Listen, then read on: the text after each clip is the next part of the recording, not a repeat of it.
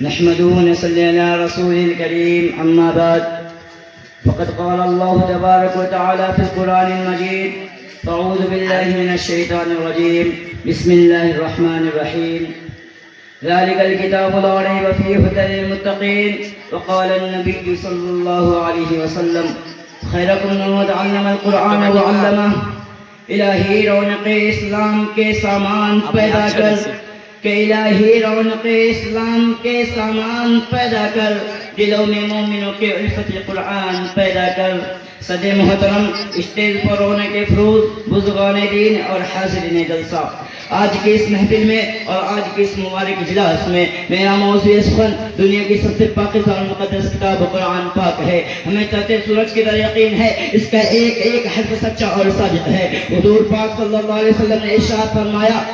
تم میں سب سے بہتر وہ شخص ہے جو قرآن کو سیکھے اور سکھائے دعا کیجئے کہ خداوند قدوس ہم سب کو قرآن پاک کی دولت سے معلومات فرمائے آمین نوجوان دوستو قرآن پاک رب جلال کی طرف سے عطا کردہ وہ حسین تحفہ ہے جنہیں 23 برس کے قلیل مدت میں پورے عالم میں انقلاب برپا کر دیا بڑے سے بڑے فصحاء بلغاء ادباء اور شاعر حیران و ششدر رہ گئے جن کی آیتوں کو سن کر پتھر دل موم ہو گئے دوستو یہی قرآن ہے جو رہتی دنیا کے انسانوں کے لیے سراپا ہدایت و رحمت ہے یہی قرآن ہے جس نے رسول کی رسالت کا احساس بخشا یہی قرآن ہے جس نے بلز مدہ قلوبوں کو تازگی بخشی ہاں یہ وہی قرآن ہے جن کی برکت سے جنات و شیاطین کا آسمانوں پر جانا بند ہوا یہی قرآن ہے جن کی برکت سے عزت عفت کے شامیانے کر گئے یہی قرآن ہے جس کی بدولت محبوب حق کی رضا نصیب ہوتی ہے یہی قرآن ہے جو سچائی اور ایمانداری کا درس دیتا ہے یہی قرآن ہے جس کی برکت سے عمر فاروق رضی اللہ تعالی عنہ کا ایمان نصیب ہوا ہاں یہ وہی قرآن ہے جن کی برکت سے جنت و شیاطین کا آسمانوں پر جانا بند ہوا یہی قرآن ہے اتنی نظیر پیش کرنے سے ساری دنیا عاجز و قاصر رہی یہی قرآن ہے اس کا مثل پیش کرنے سے اور بقے فصیح و بلیغ زبان دانی کے دعویٰ کرنے والوں نے گھٹنے ٹیک دیے یہی قرآن ہے جو ضلالت و گمراہی کی تلطن میں پھنسی انسانیت کو رشد و ہدایت کا پیغام سنایا یہی قرآن ہے جس کی تلاوت میں دلوں کے واسطے فرحت و بشاشت کا سامان ہے یہی قرآن ہے جس نے ذہنی قوتوں کا جلا بخشا یہی قرآن ہے جن کی برکت سے مجھے تمام باہر پیدا ہوگی محترم احباب آج کے اس نازک دور میں حافظ قرآن کو فضول سمجھا جاتا ہے اس کے الفاظ کو حماقت بتلایا جاتا ہے کہا جاتا ہے اس کا رٹنا اور بے سمجھے پڑھنا بے سود ہے پر افسوس صد افسوس اس قرآن پاک کے بارے میں ہمارا یہ خیال ہے جن کے بارے میں شہنشاہ بطحا تاجدار مدینہ سرور کائنات خادم الانبیاء رسول اللہ صلی اللہ علیہ وسلم نے ارشاد فرمایا اقرأ ورتقی ورتل کما كنت ترتل فی الدنیا فإن منزلک عند آخر آیت تقرأ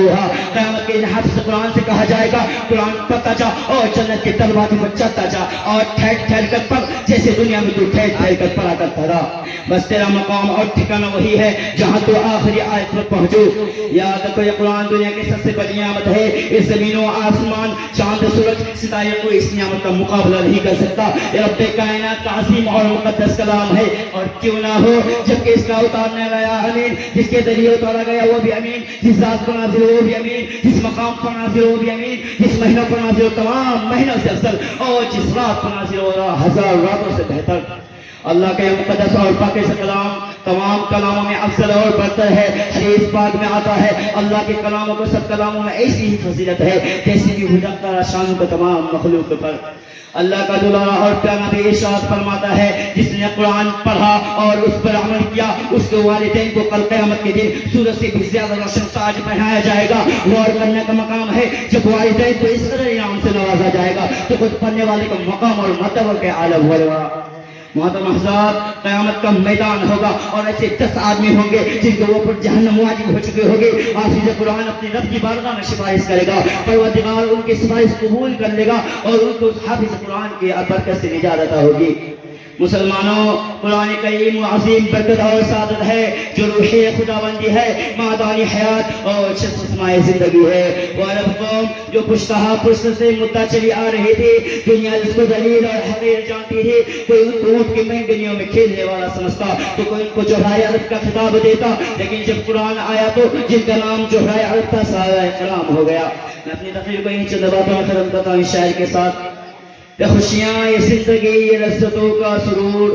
کہ یہ خوشیاں، یہ زندگی، یہ لذتوں کا سرور، وما الحیات الدنیا الا متاع الغرور، کہ جس کے سامنے سب برابر ہے، امیر و فقیر، حسبنا اللہ و نعم الوکیل۔ ہر جاندار کا ہونا ہے ایک دن قوت موت، کہ ہر جاندار کا ہونا ہے ایک دن قوت موت۔ کل نفس ذائقۃ الموت، اور ختم ہوا دنیا کو پانے کا جنون۔ انا للہ و انا الیہ راجعون، وما علینا الا البلاغ۔